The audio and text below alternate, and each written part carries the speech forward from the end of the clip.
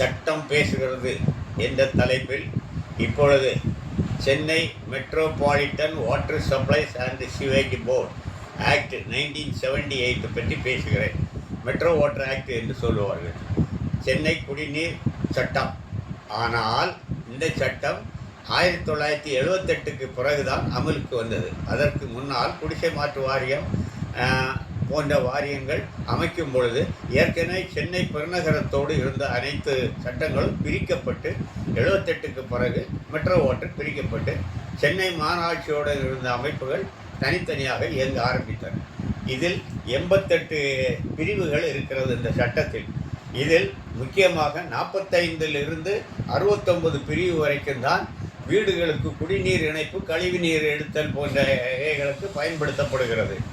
45லிருந்து metro water Chennai மக்களுக்கு குடிநீர் வழங்குகிறது. இது Chennai health department, Tamil Nadu health டிபார்ட்மெண்ட்டில் உள்ள சில பிரிவுகளும் இதில் அடங்கும்.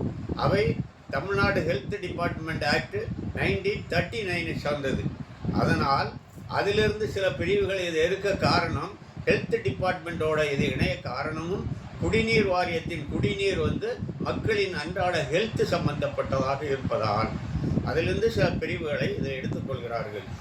ட்வாட் board, Tamil Nadu water supply and drainage board, ட்வாட் போர்டு என்று ஒன்று உள்ளது. அதில் இந்த பிரிவுகளும் தேவையானதை இந்த மெட்ரோ வாட்டர் எடுத்துக்கொள்ளும். அதாவது குடிநீர் வழங்கல், குடிநீர் சப்ளை, போர் வாட்டர், அடுக்குமாடு குடியிருப்பு சப்ளைஸ், அவங்க தண்ணீர் அழிவு இல்லாமல், பாதகம் இல்லாமல், எங்கும் ஒளி இல்லாமல், லீக் இல்லாமல் பார்க்கறதும் அவர்கள் வேலை. இது குடிநீர் சம்பந்தப்பட்டது. குடிநீர் கட்டணங்கள் நாம் மாதந்தோறும் வருடந்தோறும் 2 தடவை அதை கட்டியாக வேண்டும். கட்டவில்லை என்றால் அதற்கு பெனால்ட்டி போட்டு ரெவன்யூ டிபார்ட்மெண்ட் லேண்ட் ரெவன்யூ கலெக்ஷனில் அவங்க இறங்கலாம்.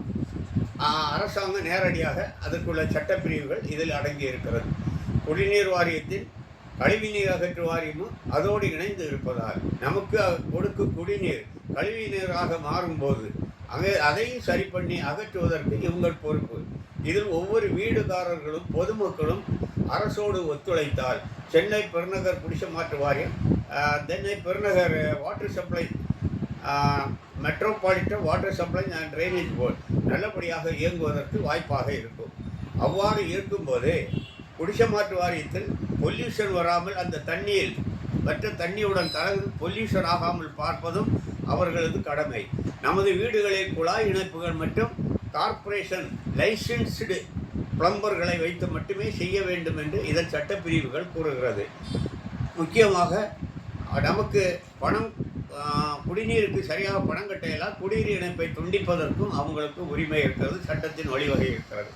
அதேபோல் கழிவுநீர் அகற்றுவதற்கும் அதற்குரிய கட்டணங்களையும் சீவேஜ் சார்ஜஸையும் நாம் செலுத்தாமல் இருந்தால் அதையும் வசூல் பண்ணுவதற்கும் நமது கழிவுநீர் குழாய்களை கட் செய்வதற்கும், அதாவது நிறுத்துவதற்கும் அதற்குள்ள அதிகாரமும் அவங்கள்ட்ட இருக்கிறது. ஆனால் ஒர்க்ஸு எல்லாமே எந்த ஒர்க்காக இருந்தாலும் லைசன்ஸ் சர்வேயரை வச்சு தான் இவர்கள் செய்ய வேண்டும், லேபரையும் வைத்துக்கொண்டு. இது சட்டம் நமக்கு 44லிருந்து 45 முதல் 69 வரை சொல்கிறது. 69ற்கு பின்னர் 70, 71, 72, 73 வரையிலும் சட்டப்பிரிவு ட்ரிபியூனல், அப்பலேட் அண்ட் ரிவ்யூ என்ற போன்ற சட்டப்பிரிவுகளில் ட்ரிபியூனல் அமைக்குவதற்கும் இவர்களுக்கு சட்டப்பிரிவு வழிவகை செய்கிறது. நமது குடிநீர் கழிவுநீர் பிரச்சனைகளில் நிர்வாகத்திற்கு நமக்கும் தகராறு வரும்போது அதை ட்ரிபியூனலில் நாம் பதிவு செய்து கொள்ளலாம் புகாராக. அங்கிருந்து அப்பலேட் அத்தாரிட்டி அப்பீலும் இருக்கிறது, அதற்கும் அந்த வாய்ப்பு இருக்கிறது. பிரிவு 71, 72 படி திருப்பி அதற்கும் நமக்கு பரிகாரம் கிடைக்கவில்லை என்றால் பிரிவு 73 படி ரிவிஷன் என்று சொல்வார்கள், மறுபரிசீலனை மனு, அதற்கும் அந்த வாய்ப்பு கொடுக்கப்பட்டிருக்கிறது. நாம் குடிநீரையும் பயன்படுத்தலாம், கழிவு நீரையும் ஒழுங்காக வெளியேற்ற வேண்டும். ஒழுங்காக மெட்ரோ வாட்டருக்கு நாம் பணத்தை கட்டி வருவோமானால் நமது நீதிமன்றத்தை நாட வேண்டிய அவசியம் இருக்காது. அவ்வாறு நீதிமன்றத்தை நாடினாலும் இறுதியில் ரிவ்யூவும் நமக்கு சரிவர இல்லை என்றால் உயர்நீதிமன்றத்தில் ரிட்டுவும் நாம் போட்டுக்கொள்ளலாம். உயர்நீதிமன்றத்தில் ரிட்டு நமக்கு பிரிவு 226 கான்ஸ்டியூஷன் படி நம்ம அதற்கும் நமக்கு வாய்ப்பு உள்ளது என்றை தெரிவித்து, இதையெல்லாம் நீங்கள் சப்ஸ்கிரைப் செய்து கொண்டால் அடுத்த சட்ட குடிசைமாற்று வாரியத்தை பற்றி சொல்ல இருக்கிறேன் விரைவில். நீங்கள் அதுவரை பொறுமையாக இருந்து சப்ஸ்கிரைப் பண்ணி மற்றவருக்கும் ஷேர் பண்ண வேண்டும் என்று வேண்டி வணக்கத்துடன் முடித்துக் கொள்கிறேன். வணக்கம்.